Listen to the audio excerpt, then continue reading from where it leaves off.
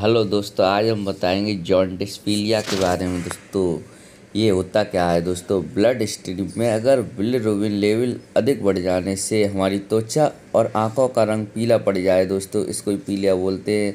इसका कारण क्या होता है? दोस्तों, इसका कारण होता है पोस्ट हेपेटिक कंडीशन, या ब्लड में बिलिरुबिन की मात्रा बढ़ जाए। दोस्तों, हेपेटिक हो जाए या पित्ताशय में पथरी हो जाए। दोस्तों, इसके लिए आपको लीवर फंक्शन टेस्ट LFT और CBC ज़रूर करानी चाहिए, तभी पता चलेगा। दोस्तों, जो हमारा लीवर होता है, अगर उसमें एक्यूट इन्फ्लेमेशन मतलब सूजन आ जाए, और बाइल डक्ट जो पित्ताशय की थैली होती है उसमें भी इन्फ्लेमेशन सूजन आ जाए, जिस कारण बाइल डक्ट में किसी कारण से दोस्तों हेमोलिटिक एनीमिया हो जाए। और इसी कारण इसके लक्षण क्या क्या होते हैं?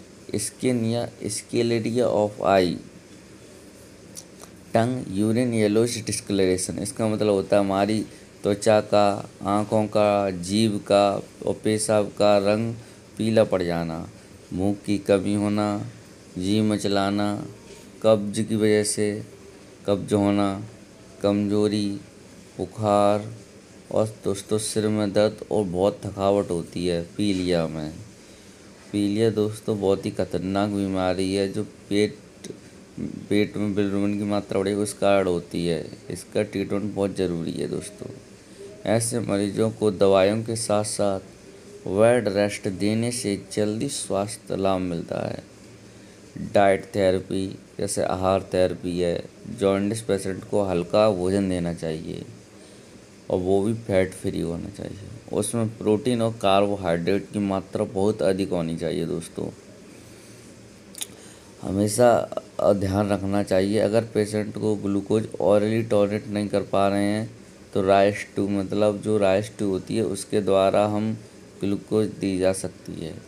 मरीज को पर डे 2200 से 2800 कैलोरी एनर्जी की डाइट देनी चाहिए। दोस्तों, ऐसे मरीज को टॉक्सिक ड्रग देना बिल्कुल बंद करनी चाहिए, और मरीज को अल्कोहल का सेवन बिल्कुल भी नहीं करना चाहिए, क्योंकि ये अल्कोहल बहुत ही नुकसान होते हैं। ज़्यादा से ज़्यादा लिक्विड पीना चाहिए और हरी सब्जियों का सेवन करना चाहिए। दोस्तों, अब हम जो आपको दवाई बताएंगे ना दोस्तों, वो डॉक्टर की सलाह से ही लें, अपने आप ना लें, क्योंकि अपने आप लेने से बहुत बड़ा रिस्क हो सकता है। इसके जिम्मेदार आप स्वयं होंगे। दोस्तों, ये पीलिया का बहुत बेस्ट ट्रीटमेंट है।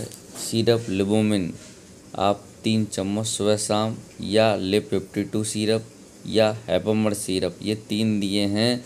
इनमें से कोई आपको एक ही यूज करना है। दोस्तों, और GI ट्रैक्ट मतलब गैस्ट्रोइंटेस्टाइनल ट्रैक्ट को बैक्टीरिया फ्री करने के लिए कैप्सूल नियोमाइसिन सुबह दोपहर शाम, या नियोमाइसिन ना ले पाएँ तो इसके बाद हम फ्लैजिल, जो इसको मेट्रोजिल कहते हैं, जैसे मेट्रोंडाजोल होता है, 400 mg सुबह दोपहर शाम एक ही लेनी है। नियोमाइसिन और फ्लैजिल में एक ही लेनी है। दोस्तों, और इसके साथ साथ इंजेक्शन फ्लैजिल जैसे मेट्रोंडाजोल होता है उसको IV द्वारा सुबह दोपहर शाम ले सकते हैं, और इंजेक्शन न्यूरोकाइन गोल्ड या NVM।